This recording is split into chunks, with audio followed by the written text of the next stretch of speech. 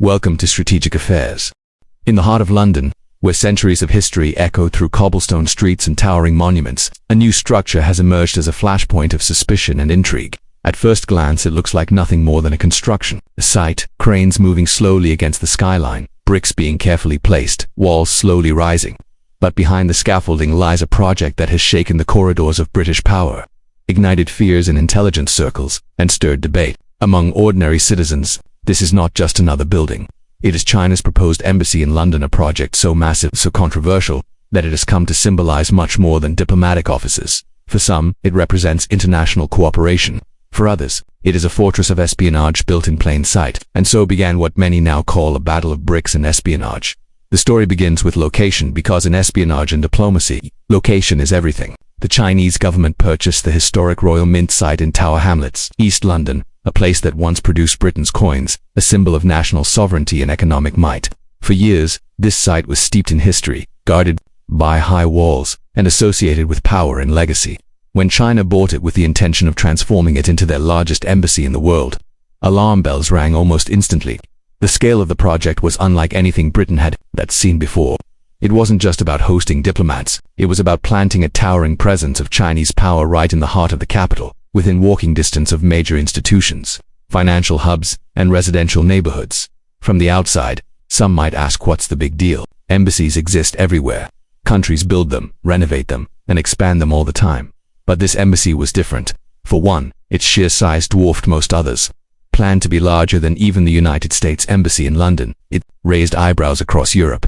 More importantly, the timing of its development came at a moment of extreme tension between the West and China. Trade wars, technology disputes, and whispers of cyber espionage filled global headlines. Every new Chinese initiative abroad was being scrutinized.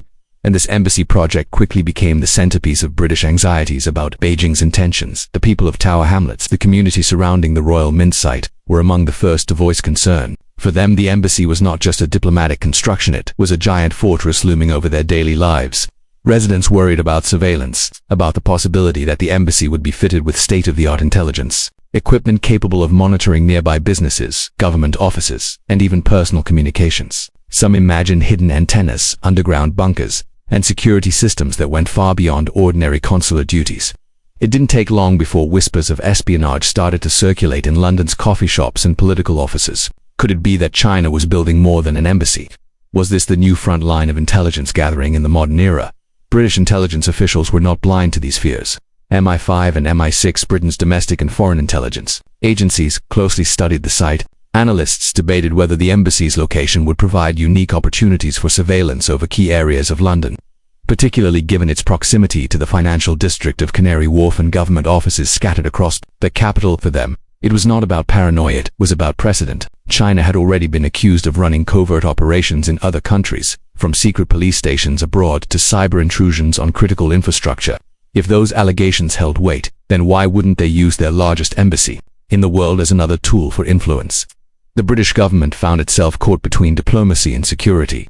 On one hand, maintaining a positive relationship with Beijing was crucial. China was a major trading partner, a global economic power, and a nation whose cooperation was necessary on issues ranging from climate change to international stability. On the other hand, the optics of allowing such a massive Chinese project to dominate London raised questions about sovereignty and national security. Could Britain afford to ignore the potential risks, or would blocking the embassy ignite a diplomatic firestorm that might harm its economy and global standing? Behind closed doors, the debate raged fiercely. Politicians received reports from security experts warning of potential espionage capabilities hidden in the embassy's design. At the same time, diplomats cautioned that rejecting the project outright could lead to retaliation, perhaps restrictions on British companies in China, or reduced cooperation on global initiatives. The situation was a delicate balancing act, with each brick of the embassy symbolizing not just physical construction, but layers of political consequence. The press seized the story with enthusiasm. Headlines painted the embassy as a spy fortress, fueling public curiosity and outrage. Newspapers ran editorials warning that London was about to host one of the most advanced surveillance outposts in the world. Documentaries speculated about underground tunnels, data interception systems, and diplomatic cover for espionage agents. Each article added fuel to the fire, turning the embassy project into a symbol of modern geopolitical struggle. And with every passing week, the narrative grew darker, more mysterious, and more threatening in the eyes of the public. But perhaps the most striking part of this battle was how ordinary Londoners were dragged into it. Residents of Tower Hamlets organized meetings, voicing opposition to the embassy. Some spoke of fears that their privacy would be compromised. Others worried about protests, unrest, and security risks once the embassy opened. For them, it wasn't an abstract geopolitical chess game, it was about the safety of their children, their homes, and their community. The embassy, they argued, would bring constant police presence, surveillance, and tension into their neighborhood. This was not the London they wanted to live in. As the controversy deepened, something else became clear. This was not just a story about a building. It was a story about trust, about whether nations could still believe in each other's intentions in an age of suspicion.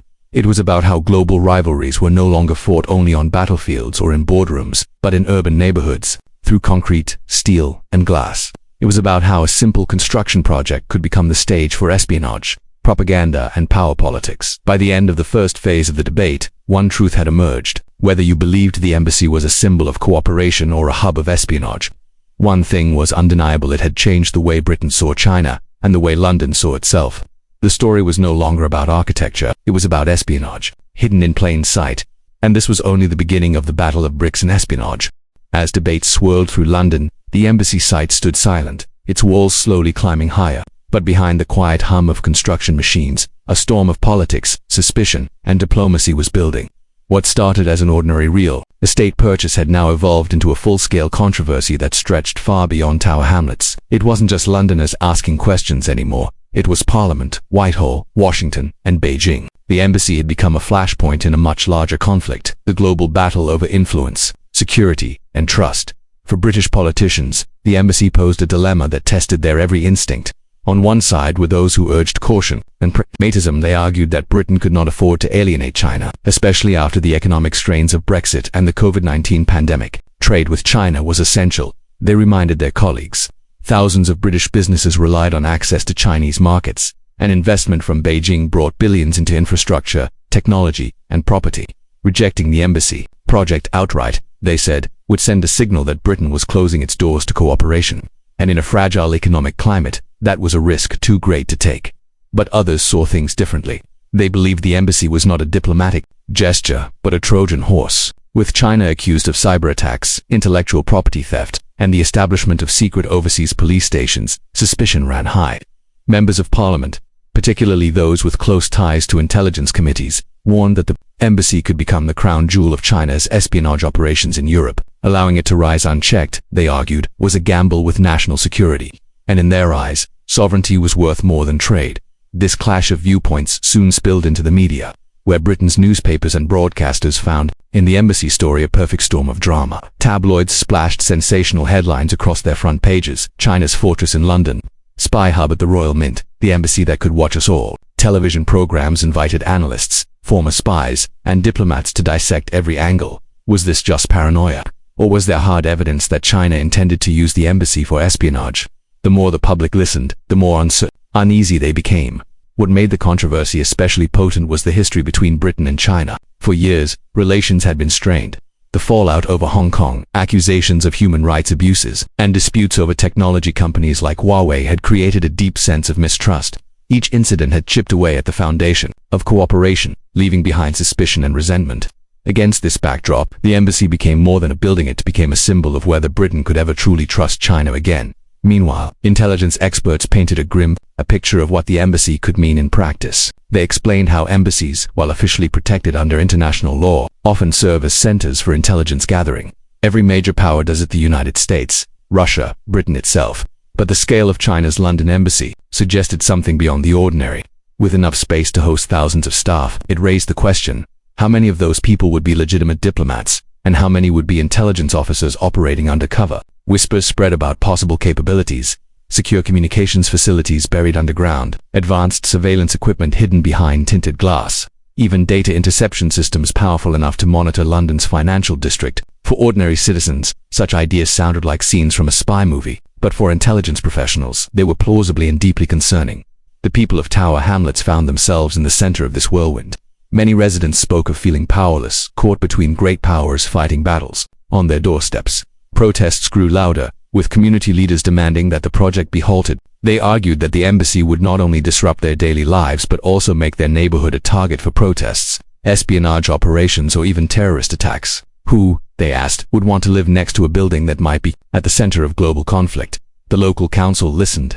After months of heated debate, Tower Hamlets Council made a dramatic decision. It rejected planning permission for the embassy's construction. Their reasons included security risks, disruption to the community, and the sheer scale of the project, which they argued was out of place in a residential neighborhood.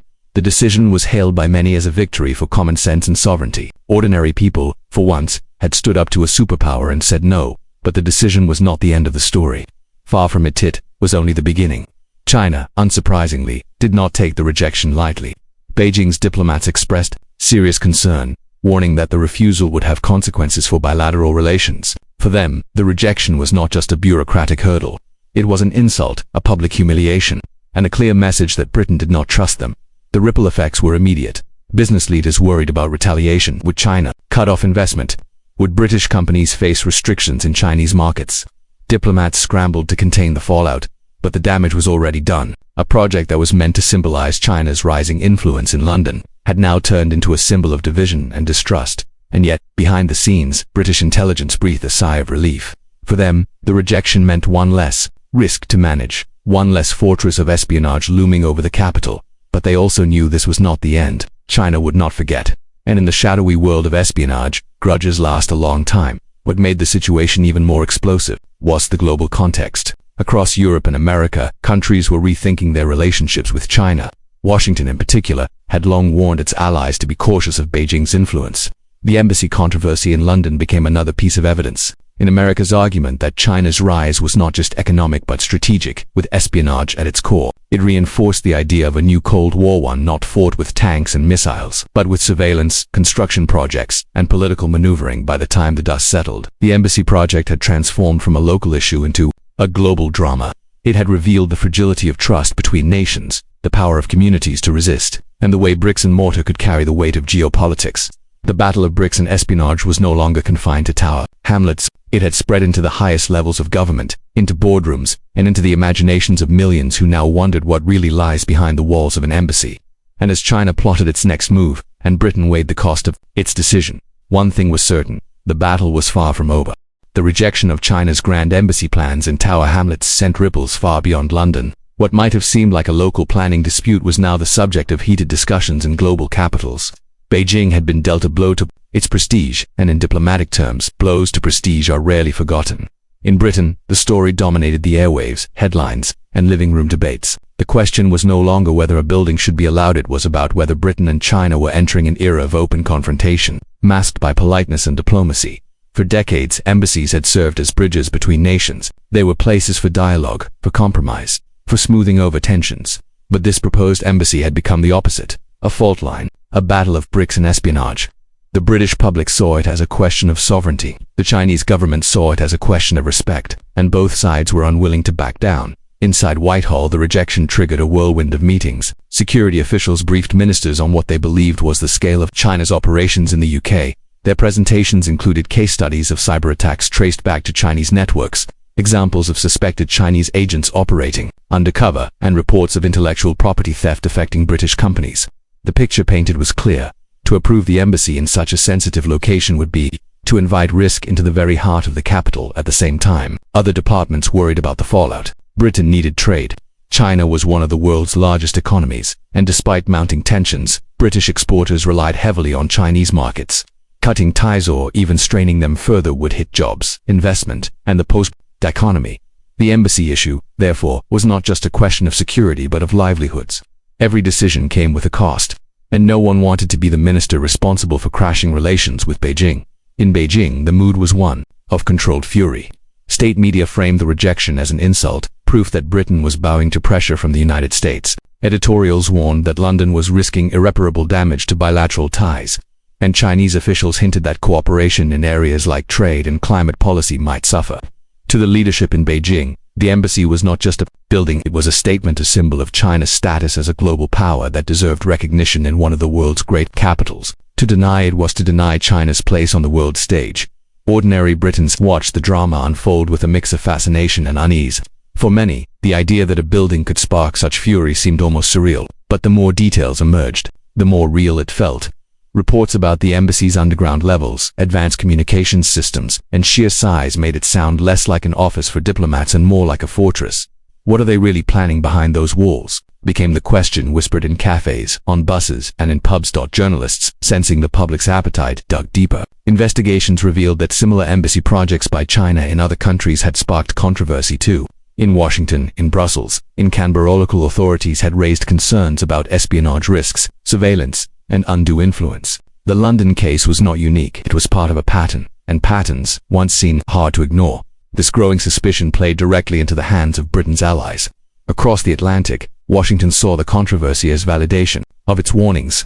For years, American intelligence had urged allies to be wary of Beijing's overseas presence. Now, Britain's refusal was a gift to U.S. officials who argued that China's ambitions were strategic, not benign. Behind closed doors, Washington quietly applauded London's stance. Publicly, it said little, preferring to let Britain carry the weight of the decision. But intelligence sharing between the two countries intensified, with new files on Chinese operations circulating among allies like Australia, Canada, and New Zealand. In Tower Hamlets, life went on, but with a new layer of tension. Residents who had fought against the embassy celebrated the council's decision, but they also braced for what might come next. Would Beijing appeal? Would the UK government override the council? Or would the site remain a battleground, frozen by politics? Nobody knew, but everyone agreed on one thing. Their borough had become the stage for one of the most significant diplomatic clashes of the decade. The dispute also sparked conversations about the future of espionage itself. In the old days, spying had been about secret meetings in smoky cafes, dead drops in parks, or codebooks hidden in hotel rooms. Today, it was about data, networks, and algorithms. An embassy wasn't just a place for diplomats to meet. It could be a hub for cyber warfare. From one building, with the right equipment, a foreign power could monitor networks, intercept communications, and even manipulate financial systems. The scale of risk was something the public had never fully grasped until this controversy forced it into the open.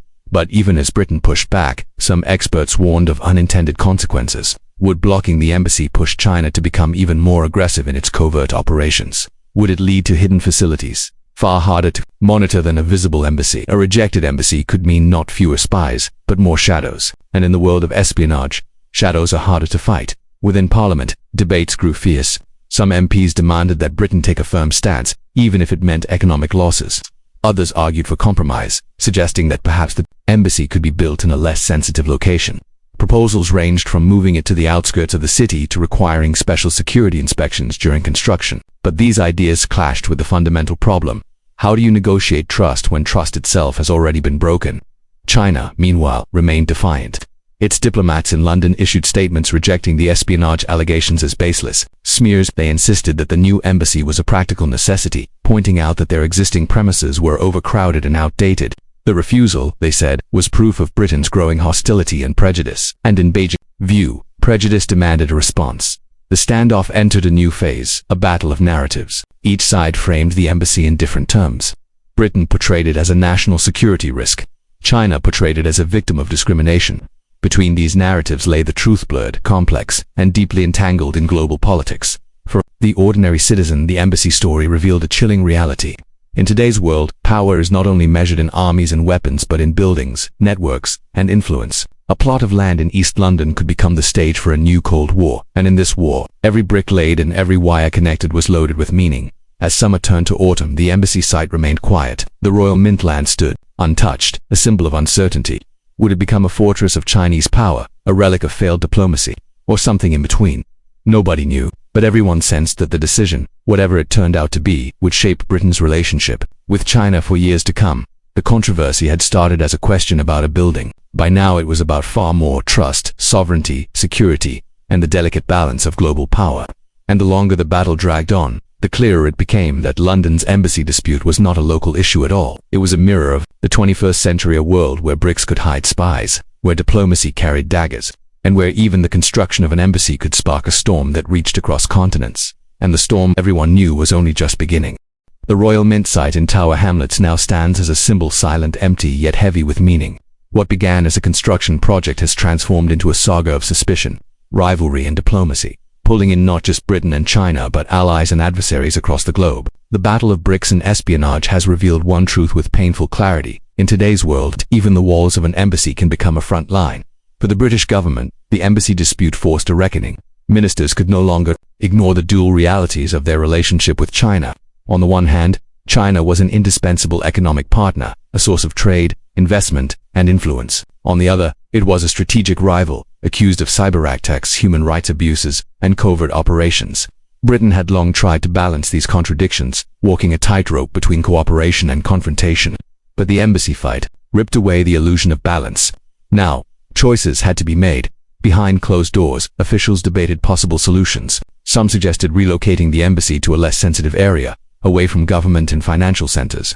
Others proposed setting strict security conditions, regular inspections, limits on construction, or agreements to restrict certain technologies. Yet every idea met the same problem. Trust conditions could be set, but would China honor them? Relocation could be offered, but would Beijing accept it without seeing it as another insult? The lack of trust poisoned every option, leaving the government trapped between risk and retaliation. Meanwhile, Britain's allies watched closely. In Washington, officials quietly encouraged London to hold firm, seeing the embassy row as proof of the dangers they had long warned about. In Brussels, European leaders debated their own relationships with China, some wondering if they too should take a harder line.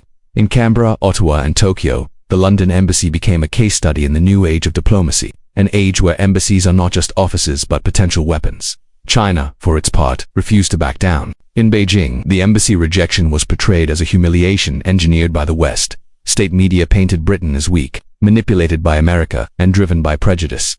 Officials hinted at retaliation, from restricting British companies operating in China to reconsidering cooperation on international issues. To the Chinese leadership, the embassy dispute was not a local planning squabble. It was a test of whether their country's global ambitions could be blocked by suspicion and fear. Losing the embassy fight risked setting a precedent, one that other countries might follow. Amid these high-stakes calculations, the people of Tower Hamlets continued their lives, caught between global powers. Some felt relief that the council had rejected the embassy, believing their neighborhood would be spared the disruptions and dangers that might have come with it. Others remained anxious, knowing that the story was far from over. Would there be protests? Would the government override the decision? Would China find another way to plant its flag in London? No one could say, but all knew that their streets had been permanently changed, forever tied to a chapter of modern geopolitics. As the months passed, the debate began to shift from immediate decisions to broader lessons. Experts and commentators reflected on what the embassy row revealed about the world. First, it showed how fragile international trust had become. In an age of cyber espionage and covert influence, every act, no matter how ordinary, was filtered through suspicion. A building meant to represent dialogue had instead become a symbol of fear. Second, it highlighted the growing role of communities in global politics. The residents of Tower Hamlets, through protests and pressure, had helped shape a decision that reached the highest levels of government. They had reminded the world that geopolitics is not just about leaders and palaces and parliaments. It is about ordinary people whose lives are disrupted by the decisions of the powerful. And third, it revealed the new shape of power in the 21st century. Once, nations measured strength in armies and navies. Now, they measure it in networks, infrastructure, and influence. An embassy is no longer just a place to stamp visas. It can be a fortress of surveillance, a hub of digital operations, a piece of soft power, or a flashpoint of mistrust for Britain. The embassy row became a defining moment in its China strategy. For China, it became a test of how far its global ambitions could go before meeting resistance, and for the rest of the world, it became a warning that diplomacy itself had changed. The rules of engagement were no longer clear. Friendships could shift, rivalries could harden, and trust could collapse overnight. The future of the Royal Mint site remains uncertain. Will it eventually host a scaled-down version of the embassy? Will it be repurposed for housing businesses or public amenities? Or will it stand as an empty monument to a battle that was never fully resolved? Time will tell. But what is clear is that the dispute has already left its mark. Britain and China will not forget this. Clash easily. Each will carry the memory of confrontation into future negotiations, coloring their actions and words. In the end, the story of the Chinese embassy in London is about more than construction. It is about how nations see one another, how fear can outweigh friendship, and how even bricks and mortar can carry the weight of geopolitics. It is about espionage hidden in plain sight, diplomacy turned into rivalry, and a community forced to play host to a drama of global proportions. As Londoners walk past the silent Royal Mint site, they may not see the storm raging behind its gates, but they live with its consequences, reminders that in today's interconnected world, the struggles of great powers are never far away.